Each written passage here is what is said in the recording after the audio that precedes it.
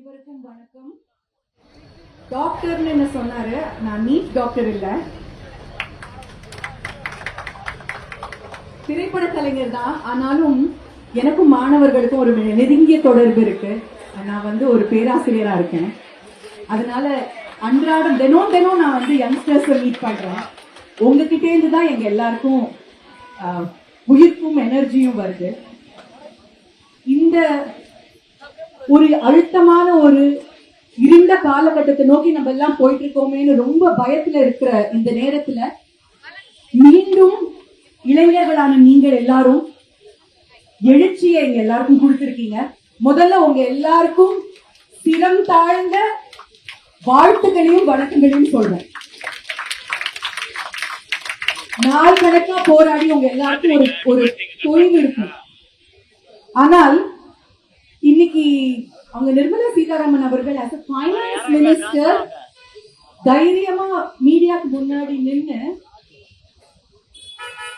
ஒரு paper leak பரவாயில்ல, அத பாசிட்டிவா எடுத்துக்கோங்க அப்படின்னு ஒரு கண்ட்ரியோட ஃபைனான்ஸ் மினிஸ்டர் சொல்லும் பொழுது நம்ம எந்த அளவுக்கு நம்மளுடைய எஜுகேஷன் சிஸ்டம் தாழ்ந்து போச்சுங்கிறத நம்மளால புரிஞ்சுக்க முடியும்.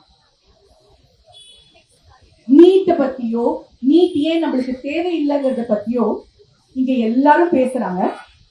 பட் நான் உங்ககிட்ட ஒரு விஷயத்த பகிர்ந்துக்க வந்திருக்கேன். உங்க எல்லாருக்கும் தெரியும், வார்த்தைகள், சில வசனங்கள், சில எழுச்சி மொழிகள், சில பெயர்கள், இது எல்லாமே நம்ம ஊர்ல நம்ம நாட்டுல கடந்த பல ஆண்டுகளாக சொல்லறதுக்கு பயப்பட வேண்டிய ஒரு சூழ்நிலையில இருக்கு. ஆனால் உரக்க சொல்லணும். நம்ம எல்லாரும் எந்த வார்த்தைகளை சொன்னால் அவர்கள் நம்மளை முத்திரையிடுவாங்களோ அந்த வார்த்தைகளை நாம் மீண்டும் மீண்டும் சொல்ல வேண்டும், தைரியமாக சொல்ல வேண்டும். ஆசாதின்னு சொல்லணும், தைரியமா சொல்லணும். ஏன்னா விடுதலை இல்லாத வாழ்க்கை என்ன வாழ்க்கை? இந்த கண்ட்ரியே விடுதலையில தான் நம்மளுக்கு கிடைச்சது. அதனால ஆசாதிங்கிறது ஒரு கெட்ட வார்த்தை கிடையாது. ஆசாதி ஆசாதி ஆசாதி ஆசாதி. உங்க எல்லாருக்கும் தெரியும், உங்களை மாதிரியே உங்களை எத்தனை பேரு சில ஆண்டுகளுக்கு முன்னாடி நடந்த சிஏஏ ப்ரொடெஸ்ட்ல பார்ட்டிசிபேட் பண்ணீங்கன்னு எனக்கு தெரியாது. பார்ட்டிசிபேட் பண்ணீங்களா? அந்த நேரத்துல இந்தியா முழுவதும் இதே மாதிரி ஒரு இளைஞர்களுடைய எழுச்சி நம்ம பார்த்தோம். அந்த எழுச்சியில மிக முக்கியமாக ஒரு இடம் வகித்த ஒரு பாடல், உருது மொழியில ஃபேஸ் அஹமத் ஃபேஸ் அப்படிங்கிற ஒரு கவிஞர் எழுதின ஒரு எழுச்சி பாடல். காலம் காலமாக அது எழுச்சிக்காகவே எல்லா ஊர்களிலும் எல்லா நாடுகளிலும் பாடப்படுகிற ஒரு பாடல். ஹம் தேக்கேங்கே கேட்டிருக்கீங்களா? பரவாயில்ல, நம்ம தமிழ்நாட்டுல உருது கூட ஓகே, ஹிந்தி தான் பிரச்சனை.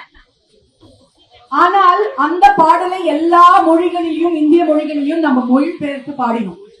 அப்ப அந்த சிஏஏ ப்ரொடெஸ்ட் போது இங்க நம்ம நாட்டுல மங்கை அப்படிங்கிற எழுத்தாளர் அவர்கள் அந்த பாடல் தமிழாக்கம் பண்ணினாங்க. அந்த பாடலுடைய வரிகள் ரொம்ப எழுச்சியா இருக்கும். அதே டியூன் தான், ஹம் தேக்கேங்கோட டியூன் தான். யாருக்கு தெரிஞ்சாலும் அந்த பாடல் உங்களுக்கு இந்த பாடல் புரியும். பட் அந்த ஒரிஜினல் சாங் உங்களுக்கு தெரியலனாலும் கூட இந்த பாடலோட வரிகளை நீங்க கூர்ந்து கேளுங்க.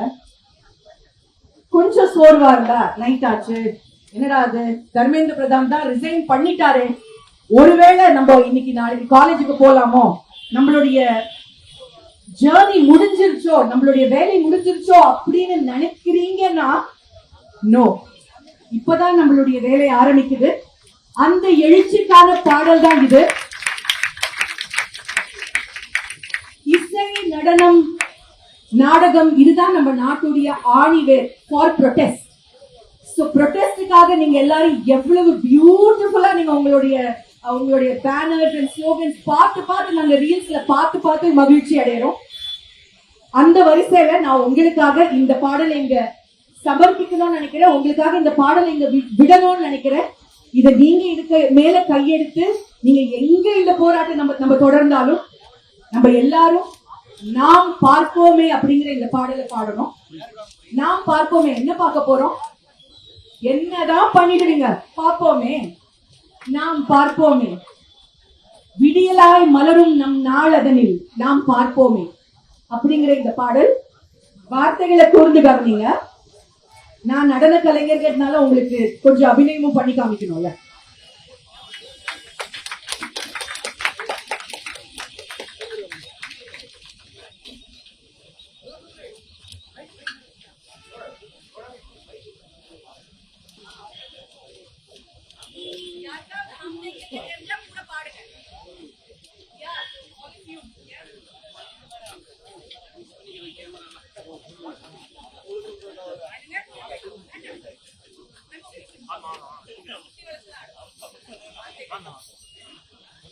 Hello hello